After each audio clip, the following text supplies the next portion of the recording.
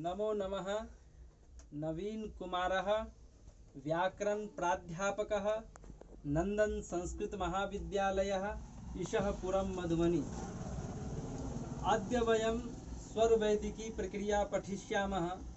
शास्त्री द्वितीय वर्षस्य छात्राणां कृते वर्तते। पूर्वमपि मया पाठितं स्वरवैदिकी प्रक्रिया सूत्राणि पठितानि। अद्य सूत्रं वर्तते पूर्वं छन्दसि परेपि 1481। तदनन्तरं सूत्रं वर्तते व्यवहिताश्च 1482। उदाहरणं वर्तते हरिभ्यां ह्यय्यलोक आ। ऋग्वेद 7वां मंडल 32वां अनुवाक 4था नंबर मंत्र है। पुनः मंत्रम वर्तते आमंद्रैरिंद्र हरिभिर्याहि। ऋग्वेद 3 मंडल 45वां अनुवाक और प्रथम मंत्र है। उसके बाद सूत्रम वर्तते इंधि भवतीभ्यां च आभ्यां परोपिल्लिट् कित् स्यात्। उदाहरणम अस्ति समिधे दस्युहन्तमम्। ऋग्वेद का ही मंत्र है ये भी। पुत्र इंधे अथर्वण, ये भी ऋग्वेद का ही मंत्र है। पुनः बभूव इदं प्रत्याख्यातम् इंधेश्छन्दो विषयत्वाद् भुवोभुक् नित्यत्वाभ्यां लिटः किद् वचनार्थक्यमिति। महाभाष्य 1-2-6। सूत्रस्य तात्पर्यं वर्तते संस्कृत भाषायां और वैदिकी लौकिक संस्कृते गति संज्ञा और उपसर्ग पूर्वं भवति, परं वैदिके एवं नास्ति। वैदिके किमस्ति, उपसर्ग पश्चादपि भवति, मध्ये अपि भवति। तो हिन्द्याम् अहं पश्यामि वेद विषय में गति संज्ञक तथा उपसर्ग संज्ञक शब्द धातु के बाद भी प्रयुक्त होते हैं। क्या है छंदसी, वेदों में छंदसी इत्यस्य तात्पर्यम वेदेषु, वेद में गति संज्ञक तथा उपसर्ग ये क्या है धातु के बाद भी प्रयुक्त होते हैं।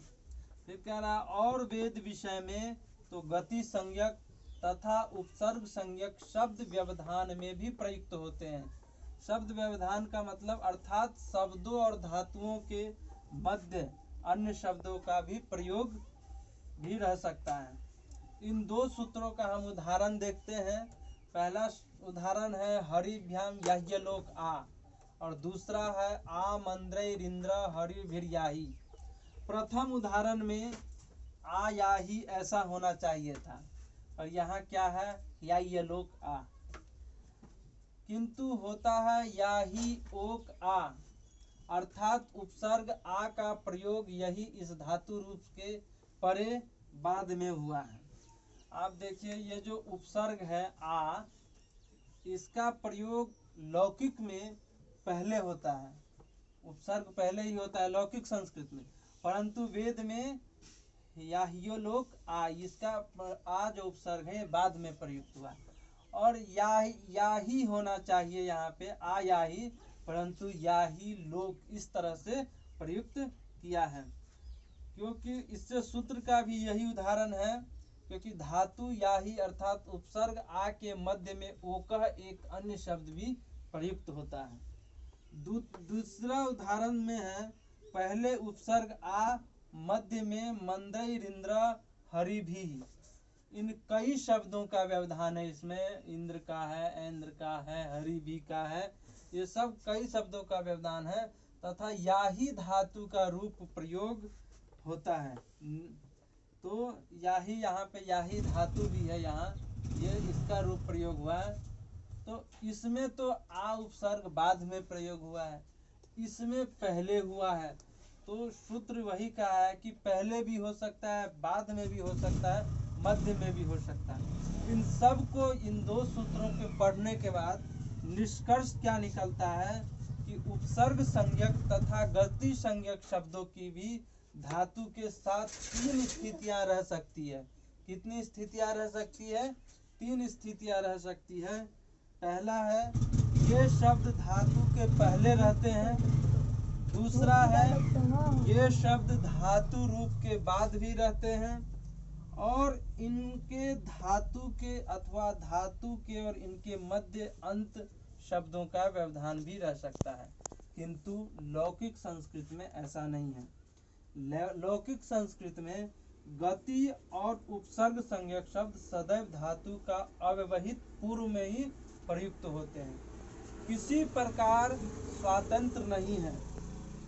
मतलब कि इस सूत्र का, इन दोनों सूत्र का निष्कर्ष क्या निकाल रहे हैं कि लौकिक संस्कृत में उपसर्ग पहले होता है, परंतु वेद में अथवा वैदिक में ऐसा नहीं है।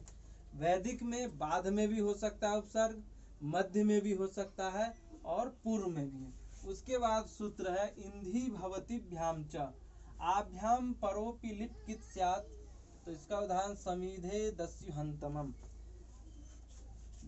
इंधी तथा भवती भू इन दो धातुओं से परवर्ती अपित पिद भिन्न लिटकित होता है अथवा किद्वत प्रयुक्त होता है। तो समीधे दस्युहंतमम पूर्वमपि प्रयुक्तम मया। तो अद्य सूत्राणाम वयम अपठावः एतदर्थम अन्य शब्दानां प्रयोगम अपि कृतम इति ओम सम।